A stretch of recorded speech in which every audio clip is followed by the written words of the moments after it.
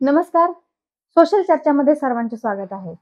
धनगर समाजाला आरक्षण अशक्य.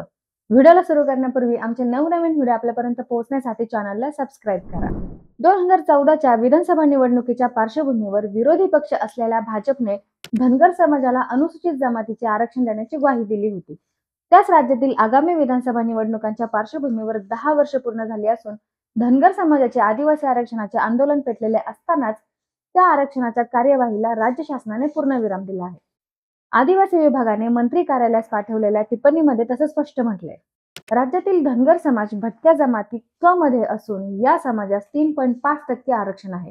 आपल्याला अनुसूचित जमातीचे आरक्षण द्यावे अशी धनगर समाजाची 40 वर्षापासूनची मागणी आहे. तत्कालीन मुख्यमंत्री देवेंद्र फडणवीस यांनी धनगर आणि धनगड एकच की कसे हे तपासण्याच्या संदर्भात टाटा समाज विज्ञान संस्थेला अभ्यास अहवाल देण्यास सांगितला. ऑगस्ट 2018 मध्ये टाटा संस्थेने शासनाला अहवाल दिला. या अभ्यास अहवालासंदर्भात मंत्रिमंडळ उपसमिती गठीत करण्यात आली.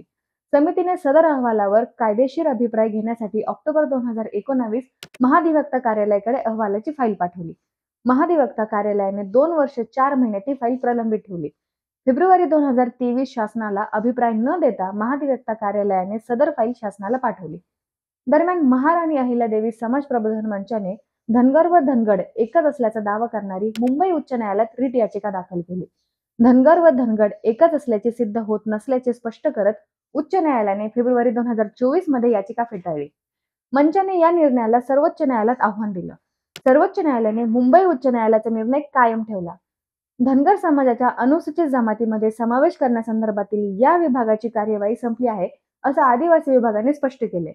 शासनाच्या पातळीवर धनगर समाजाच्या आरक्षणाचा विषय बंद झाला असला तरी पंढरपूर येथे धनगर समाजाच्या 5 युवकांनी 9 सप्टेंबर पासून आदिवासी आरक्षणाच्या मागणीसाठी आमरण उपोषणास प्रारंभ केला. उलट सरकारच्या काळात म्हणजे शरद पवार राज्याचे मुख्यमंत्री असताना धनगर समाजाचा अनुसूचित जमातीच्या यादीत समावेश करावा अशी शिफारस 1979 केंद्र सरकारला केली होती. तथापि अनुसूचित जमातीमध्ये समावेश होण्यासंबंधीचे निकष धनगर समाज पूर्ण करत नसल्याचे स्पष्ट करत केंद्राने ते फेटाळले होते. धनगर आणि धनगड एकच असल्याचे सर्वोच्च न्यायालयातही सिद्ध होऊ शकलेले नाही. त्यामुळे धनगर समाजाचा अनुसूचित जमातीमध्ये समावेश करण्याचा विषय माझ्या विभागाच्या पातळीवर संपला आहे, असं आदिवासी विकास मंत्री यांनी बोललं आहे. तर मंडळी, तुम्हाला काय वाटतं धनगर समाजाच्या आरक्षणाबद्दल आम्हाला कमेंट करून नक्की सांगा. आणि जर तुम्ही हा व्हिडिओ फेसबुक आणि इंस्टाग्रामवर पाहत असाल तर आम्हाला नक्की फॉलो करा, म्हणजे आमचे येणारे नवनवीन व्हिडिओ तुमच्यापर्यंत पोहोचतील.